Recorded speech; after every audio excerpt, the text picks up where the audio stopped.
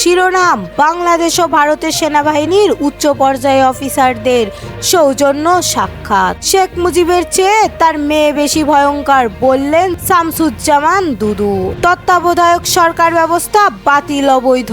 ভারতের সাথে স্বামী স্ত্রীর মতো নয়, প্রতিবেশীর সম্পর্ক হওয়া উচিত। আইন উপদেষ্টার কার্যালয় ঘেরাওর ঘোষণা। মোদির দাবি বাংলাদেশের সার্বভৌমত্বের জন্য হুমকি, বললেন হাসনাত আব্দুল্লাহ। বিএনপির কনসার্ট ভেঙে পড়েছে সাংবাদিকদের মন। এবার বিস্তারিত। বাংলাদেশ ও ভারতের সেনাবাহিনী উচ্চ পর্যায়ে অফিসারদের সৌজন্য সাক্ষাৎ। বাংলাদেশের মহান বিজয় দিবস উপলক্ষে বাংলাদেশ ও ভারতের সেনাবাহিনীর উচ্চ পর্যায়ে অফিসারের মধ্যে একটি সৌজন্য সাক্ষাৎ অনুষ্ঠিত হয়েছে। সোমবার আখাউড়া আগরতলায় ইন্টিগ্রেটেড চেকপোস্ট এই সাক্ষাৎ অনুষ্ঠিত হয়। 18 মিনিট স্থানীয় সৌজন্য সাক্ষাৎটি বেলা 11টা 48 শেষ হয়। অনুষ্ঠানে বাংলাদেশ দলের সদস্য হিসেবে 3 জন স্টাফ অফিসার এবং 1 জন অধিনায়ক পর্যায়ের বিজিপির অফিসার উপস্থিত ছিলেন।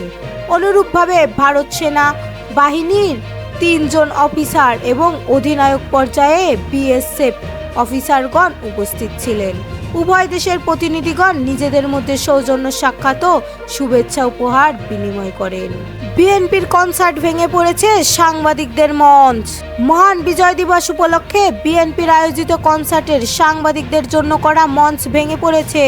এতে বেশ কয়েকজন সাংবাদিক আহত হয়েছে। এতে নিউজ 24, মাছরাঙা, এনটিভি নিউজ সহ বেশ কয়েকটি টিভি চ্যানেল এবং অনলাইন মিডিয়ার সাংবাদিক আহত হন।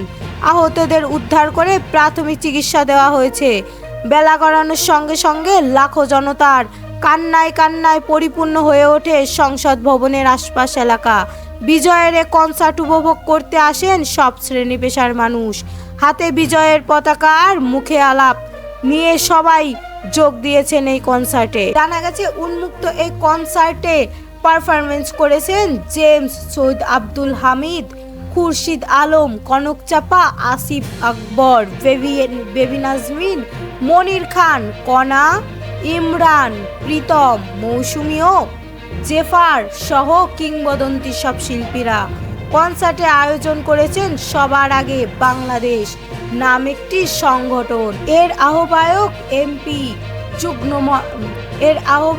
বিএনপির যুগ্ম মহাসচিব শহীদ উদ্দিন চৌধুরী অ্যানি।